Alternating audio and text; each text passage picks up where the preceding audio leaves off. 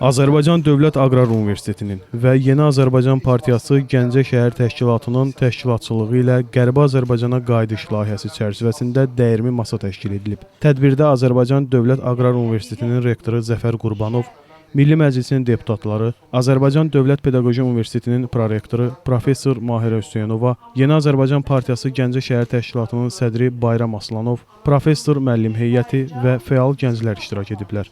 Çıxış edən Dövlət Aqrar Universitetinin rektoru Zəfər Qurbanov, Qərbi Azərbaycana qayıdışın milli kimliyimizin, tarixi yaddaşımızın qorunması və ədalətin bərpası baxımından strateji əhəmiyyət daşıdığını vurğulayıb. O bildirib ki, dövlətimiz bu məsələyə xüsusi diqqət ayırır. Daha sonra çıxış edənlər Qərbi Azərbaycana qayıdışın təkcə siyasi deyil, eyni zamanda tarixi və mədəni aspektlərdən də mühüm məsələ olduğunu diqqətə çatdırıb. Qeyd edilib ki, Qərbi Azərbaycana qayıdış xalqımız üçün milli hədəfdir. Dəyirmi masada iştirak edən digər iştirakçılar çıxış edərək mövzu ilə bağlı fikirlərini bildiriblər. Daha sonra Gəncədə İrəvan Xalq Çalğı Alətləri Ansamblının konserti keçirilib. Konsertdə İrəvanda xalq almadı, sonalar kimi Bu qız İrəvanlıdır, Zəngəzur butası, Göyçə gülü və Gümrünün faytonları kimi qədim xalq mahnıları səsləndirilib.